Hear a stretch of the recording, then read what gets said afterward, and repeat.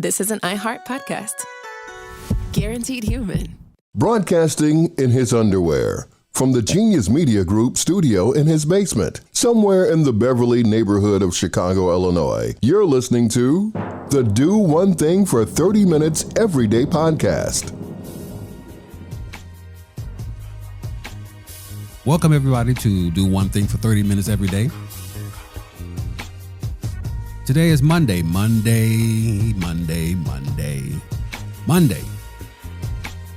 the 15th. And man, there has been a lot going on. We're in Father's Day week. This is Father's Day week. I'm calling it Father's Day week. Also, today being Monday is Man Up Monday, and we'll talk about that in a minute. But a lot has happened and a lot has been going on. Man, somebody turned off the lights. Oh, not that light, but all the lights. We're just getting power back in Chicago because we had a tornado or two over the past week. And it shut down the power here at the studio here in Beverly, in Chicago. And I'm looking at the reports that are coming in. Chicago had a bit of weather on Wednesday. Wednesday around 4 o'clock, storms came. It was not a tornado. Tornadoes are very rare in Chicago, but what they do call it is a derecho, which is something completely different. Derecho is what they call widespread and long-lived severe thunderstorms with damaging winds. And by damaging winds, we had a lot of it. 80-mile-an-hour winds Wednesday. And then another storm came less than 24 hours after the first storm on Wednesday. So we got hit hard. Trees ripped from the ground. I'm just talking about in the Chicago area. Trees are down, which means that the power grid has been compromised, and I mean severely damaged. What do you call them? The cell towers. 2 cell towers in this area where we record this broadcast or this podcast were down as well. So the lights are out. Cell phone usage is spotty. And we got to wait for everything to come back on. So while we're waiting, we're just in the dark. But not just in the dark, the damage has happened now. In this neighborhood, driving around, see trees down. But I wanted to call my parents, make sure that they were okay. And they weren't answering their phone. So Thursday morning, I went over there and to try to check on them. Still wasn't answering their phone. And I took the route that I normally take, and coming up to the house, of course, trees down everywhere. Streets are blocked. Neighborhoods are compromised.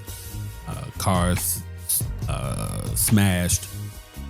Just chaos everywhere. And the closer I get to my parents' house, the slower I'm driving.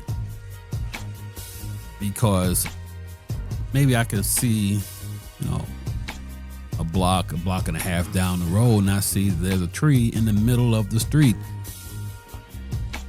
And I inch my way closer, and I'm saying to myself, don't let this be my parents' tree in front of their house. Closer I get, the closer the reality is that it was their tree. Now, the tree was compromised for years. We were afraid that the tree would have the tree during a strong storm will come down the way that it was leaning toward the house.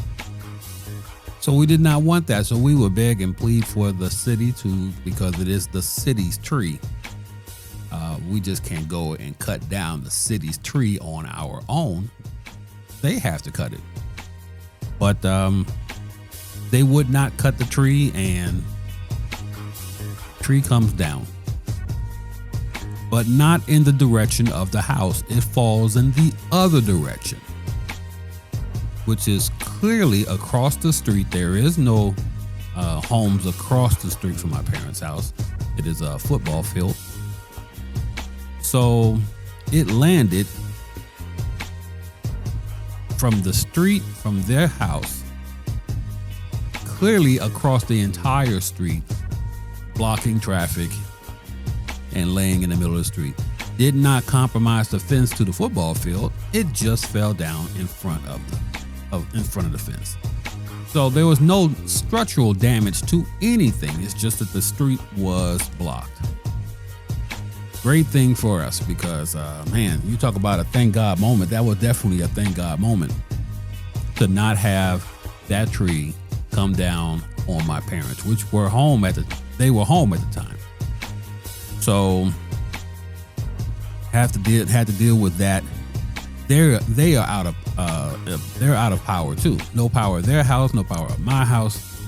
And for Wednesday, Thursday, Friday, we're living off of the charger in the car, which means that we're burning a lot of gas in order to keep charged up. So it was a lot going on. The city says, or the National Weather Service says, that there were 17 tornadoes come across Chicago and to come across Illinois during that time. Not one in Chicago, but 17 in the state. Chicago had an EF0. That's the rating that they give it, an EF0 tornado, which is wind speeds up to 80 miles an hour, which is what it was. But 80 miles southwest of Chicago, it was an EF3, and that became the most damaging of the tornadoes that hit last week. EF3 has wind speeds between 136 and 165. So that hit the city of Streator, or the town of Streator, Illinois. Did major damage there. That damage was not done in Chicago, but it was 80 miles south of Chicago. So while we were dealing with the blackout, they were dealing with destruction. What we think is bad is always worse somewhere else. We think we have it bad until we recognize that somebody else has it worse off than you. So yes, that's a reason to be grateful. We didn't have that type of damage, although across the street from my parents, the next block over, 2 blocks over, there was severe damage there, pulling up gas lines and all of that. So half of the city was there, ComEd and People's Gas, trying to shut off the gas lines for that block or for that grid. My parents' house was not affected like that. So what we think is bad is always worse somewhere else. So we had to take a moment to stop thinking about how bad we had it and to try to remember those who had it worse off than you. Yes, my parents' house was saved and was spared.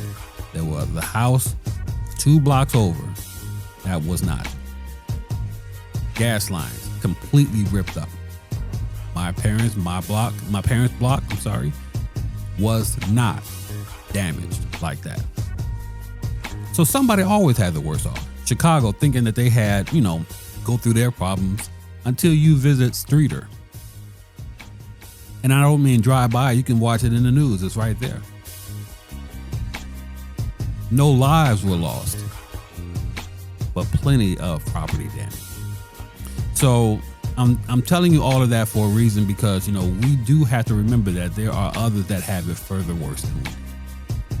So while we were living in the blackout, Wednesday, Thursday, Friday, then Saturday comes, and then the power slowly comes up. But when the power comes up, then we realize at that point that the cell towers have been damaged. So apps are crazy. We could use our phone, but we couldn't use our phone for much, you know. So it was just strictly for calling. So I had to wait. Saturday it comes up, starts coming up slow.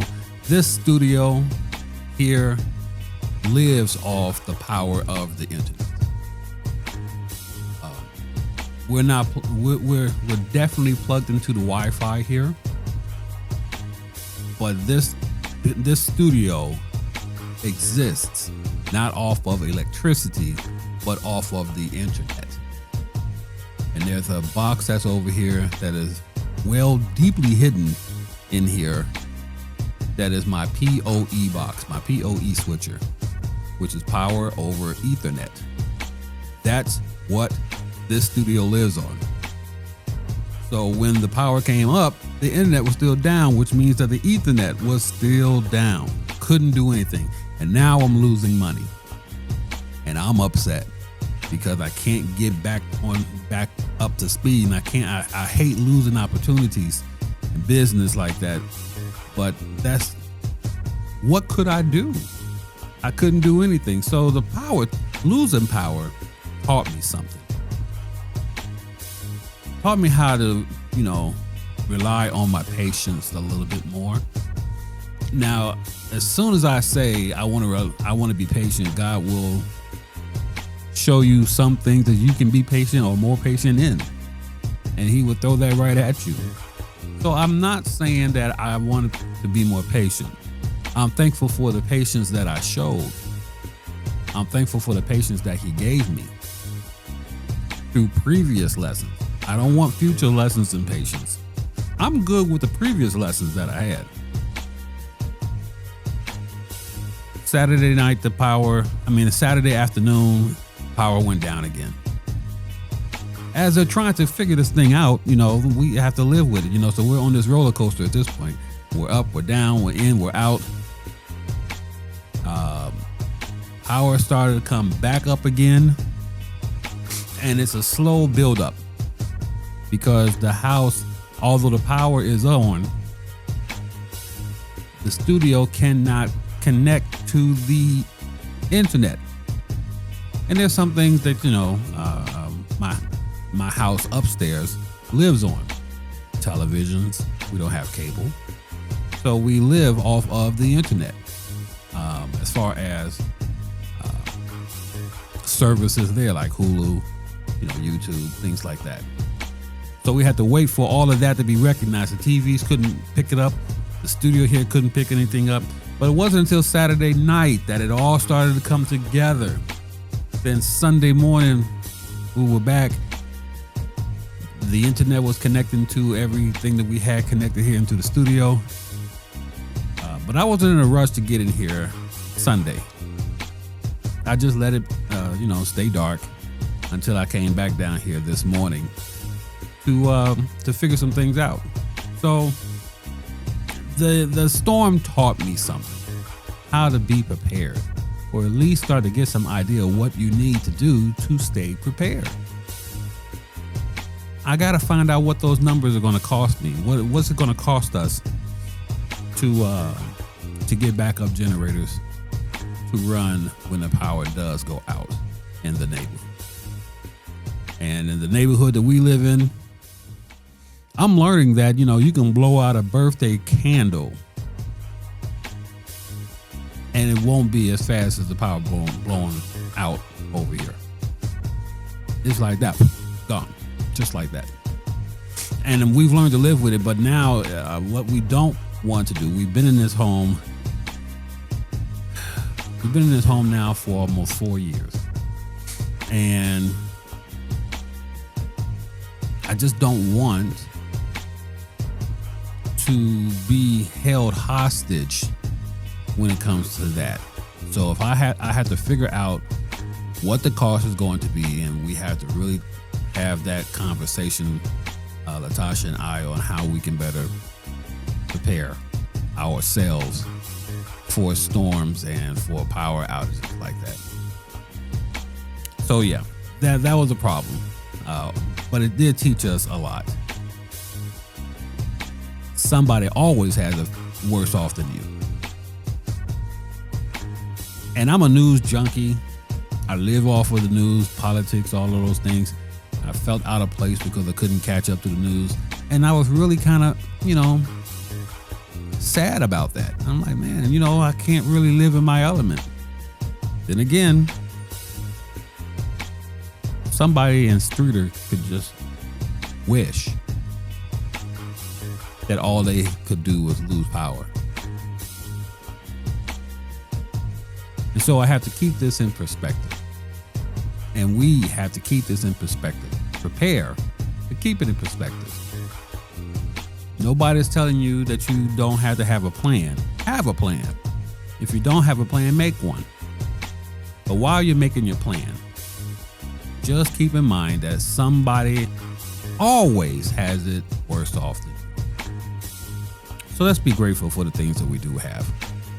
I'm glad that the power's back on because it gives me an opportunity to catch back up with work and to be able to do the things I need to do. But today, being Man Up Monday, I want to spend the last few minutes of this podcast talking about Father's Day week. It is Father's Day this week, this Sunday, coming up, Father's Day.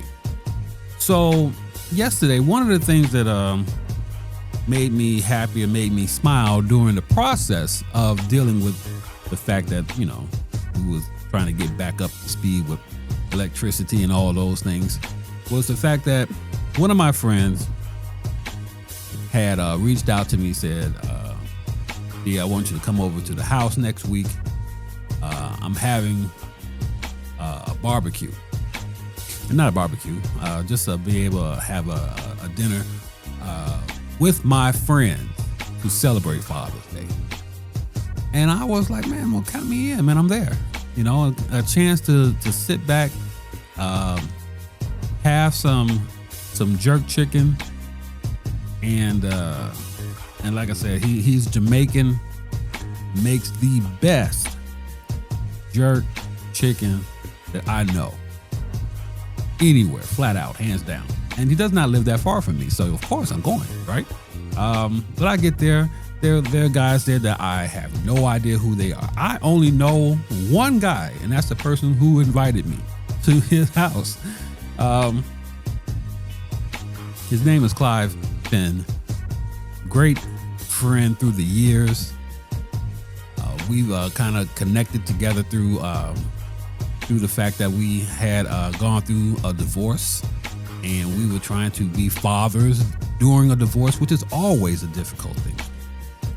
So, of course, I was so glad that he considered me a friend, and I'm sitting there in his house. It was a great day. We were outside, about 15 guys that was all there. The food was great. One guy was making old fashions, and I'm a bourbon guy, so he made it with an old fashioned. It was top shelf. Oh my God, he was making them for everybody out there. Now the cigars were out there. We were playing cards. Had plenty of red stripe because, of course, he's Jamaican, man. So we had the red stripe flowing.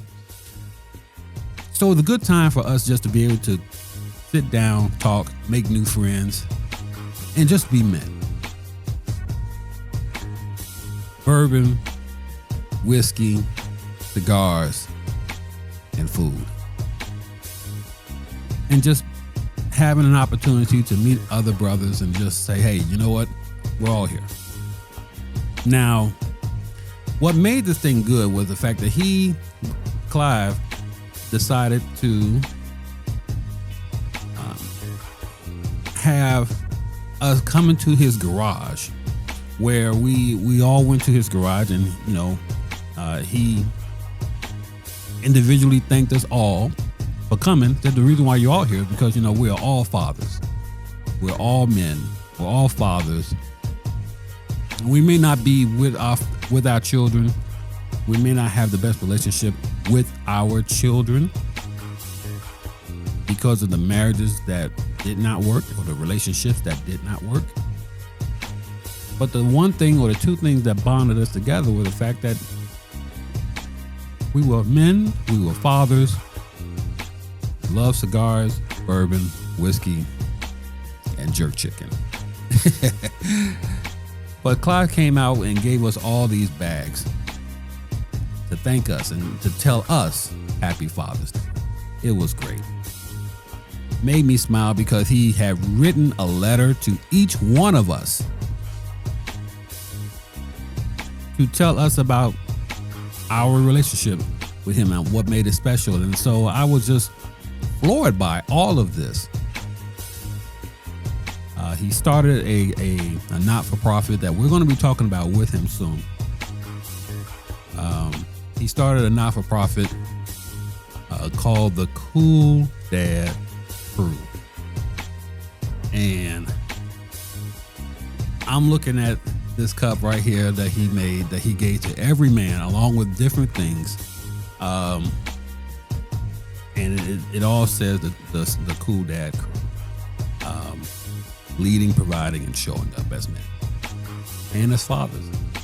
And whether we are in our children's lives as fathers, as we should be, or as we hope to be, but we're all bonded by the fact that it will happen soon or sooner than we think, if it hasn't happened yet.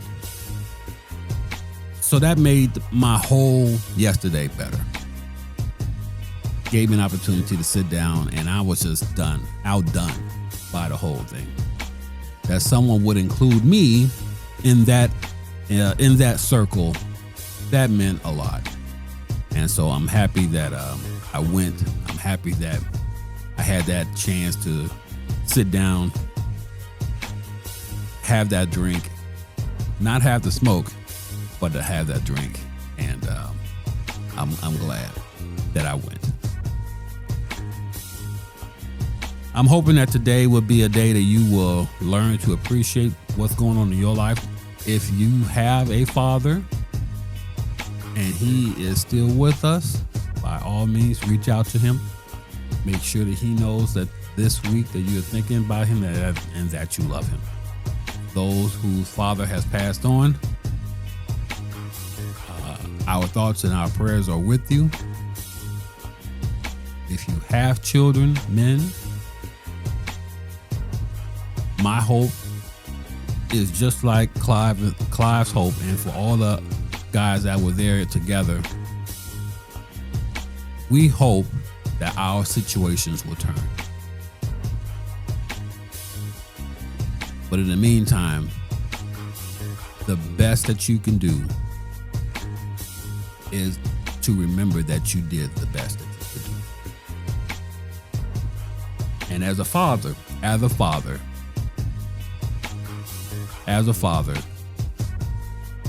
of 27-year-old daughter, 25-year-old son,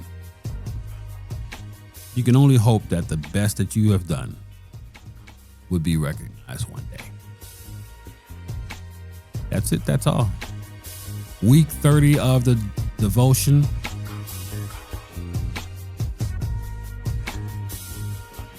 Just to be honest, I'm just going to give it to you.